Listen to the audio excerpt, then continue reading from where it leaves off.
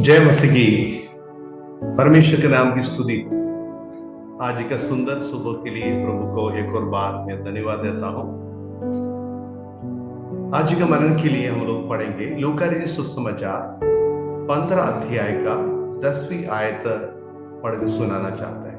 मैं तुमसे कहता हूँ कि इसी रीति से एक मन फिराने वाले पापी के विषय में परमेश्वर के स्वर्गदूतों के सामने आनंद होता है। आज मैं आपसे एक सवाल करते हैं कि आपके जीवन में आप कभी भी कुछ खो दिया है? जब कोई कीमती चीज आपके हाथों से खो दिया है तो आपको कैसे लगता है? बहुत दुख लगता है। यदि हाथों से खो गया है तो कुछ चीजों को हमको दोबारा कमा सकता है, लेकिन ऐसा कुछ चीज है एक बार खो गया है तो फिर कभी भी हमें वापस नहीं कमा सकता है। आज परमेश्वर का नजर में खोया हुआ कुछ लोगों के बारे में हम लोग पढ़े हैं।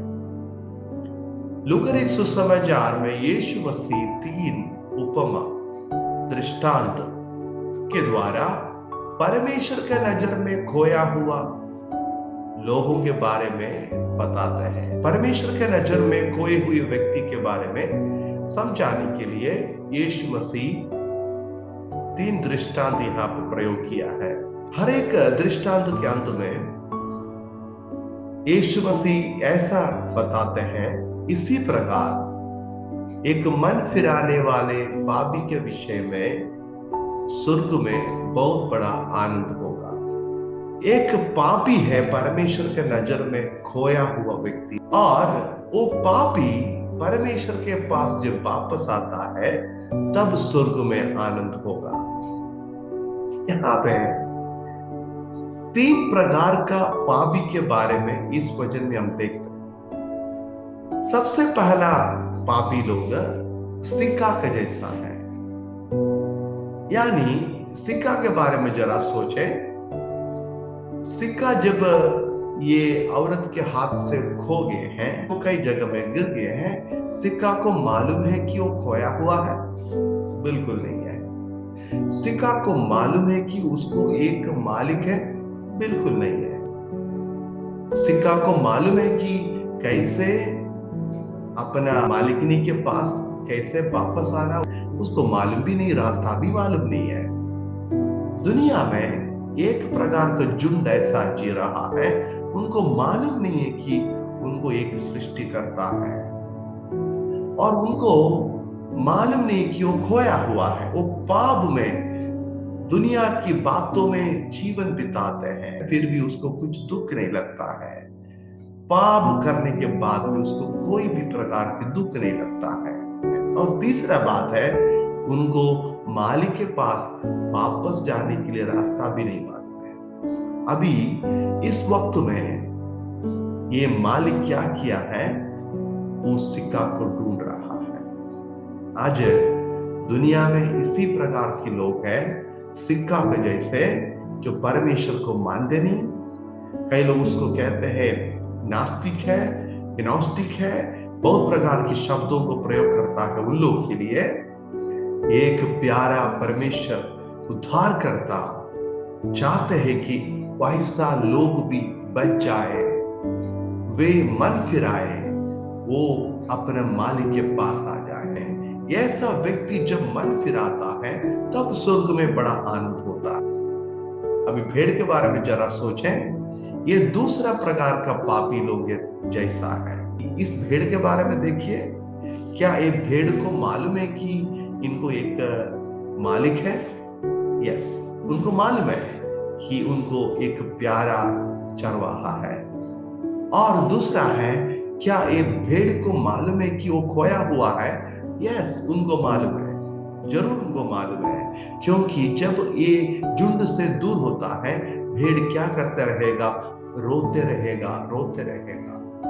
उनको मालूम है कि उनको एक प्यार करने वाला एक मालिक है, इस बात को अच्छा से जानती है। क्या ये भेड़ को मालिक के पास आने का रास्ता मालूम है? बिल्कुल नहीं मालूम है। यदि है तो वो तुरंत मालिक के पास आ सकता था। आज दुनिया में दूसरा प्रकार का पापी ऐसा है, भेड़ के जैसा है। उनको मालूम है परमेश्वर है, उनको मालूम है कि सृष्टि करता है, उनको मालूम है कि वो खोया हुआ है। उनके जीवन का पाप को करने के समय उनको दुख लगता है, वो कम से कम इससे बचना चाहते हैं। लेकिन उनको यही प्रॉब्लम है कि कैसे बचना नहीं मालूम है, कैसे मालिक के पास आना मालूम नहीं है। अभी इस प्रकार के लोगों को भी ढूंढने के लिए एक प्यारा चरवाहा जा रहा है। आज परमेश्वर हमें भेज रहा है इसी प्रकार के लोगों के बीच में, जो खोया हुआ है, जो रो रहा है, जो बचना चाहते हैं, सच्चा परमेश्वर के पास आना चाहते हैं। उन लोगों को इस सच्चा परमेश्वर को परिचय कराना, रास्ता दिखाने के लिए परमेश्वर में बुला रहे। जब हम रास्ता दिखाएगा, वो जरूर परमेश्वर के पास आएगा। स्वर्ग में उस व्यक्ति के द्वारा बड़ा आनंद होगा। तीसरा दृष्टांत में देखें, एक खोया हुआ बेटा के बारे में। ये बेटा पिताजी को छोड़कर दूर देश चला गया है। क्यों चला गया है? पिताजी के घर उनको अच्छा नहीं लगा होगा, और वो सोचा होगा बाहर का दुनिया, संसारिक बातें वो है असली जिंदगी करके सोच कर गया होगा। लेकिन उनका प्रतीक्षा टूट गया है, संपत्ति नष्ट हुआ है, भोजन करने के लिए भी पैसा नहीं रहा है। वो सही सोच में आया, सही मन में आया, तब वो सोचा पिताजी के पास वापस लौटेंगे। इस तीसरा दृष्टांत में हम देखें, खोया हुआ एक पुत्र के बारे में देखते हैं। अभी सवाल है, क्या एक पुत्र को जानते हैं कि उनको एक मालिक है, एक पिताजी है, प्यारा पिताजी है? जरूर उसको मालूम है। ये बेटा को मालूम है कि वो खोया हुआ है, कि उनको मालूम है, जरूर मालूम है कि वो खोया हुआ है, इसलिए वो दुख में है। तीसरा सवाल है, क्या इनको पिताजी के पास वापस लौटने का रास्ता मालूम है?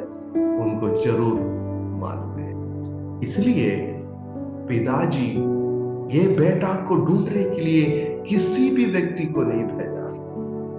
उनको भेज सकता था, वो खुद जा सकता था, लेकिन कोई भी व्यक्ति उनको ढूंढने के लिए नहीं गया है। पिताजी अपना बेटा के लिए बाट जोते रहा, इंतजार करते रहा, ताकि मेरा बेटा वापस लौट जाए।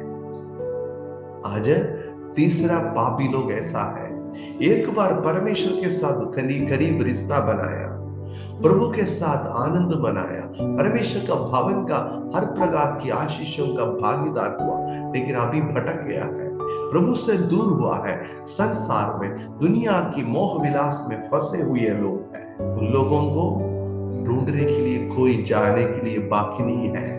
यदि आप ऐसा है तो आपको ढूंढकर कोई नहीं आने वाले हैं, क्योंकि आपको जानते हैं कि सच्चा परमेश्वर है, आपको जानते हैं कि आप खोया हुआ है, क्योंकि आपको जानते कैसे ये सच्चा परमेश्वर के पास वापस लौटना है। इसलिए पिताजी हमारे लिए इंतजार कर रहे हैं, ताकि जो खोया हुआ है खुद वापस पिताजी के पास आए।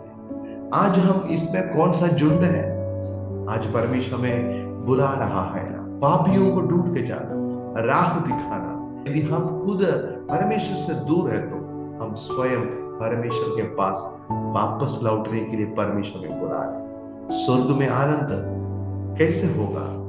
जब एक पापी मन फिराते हैं, जब हम मन फिराते हैं, प्रभु के पास आते हैं, परमेश्वर का सृष्टि, सारे सृष्टि प्रभु के पास आता है, तब स्वर्ग में बड़ा आनंद होगा। इसलिए हम भी स्वर्ग में आनंद पहुंचाने के लिए मेहनत करें और स्वयं परमेश्वर का साथ रिश्ता में बने रहें, ताकि हमारे द्वारा स्वर्ग में बड़ा आनंद होगा। आज का दिन परमेश्वर इसके लिए हमें सहायता करें। धन्यवाद। जय मसीह।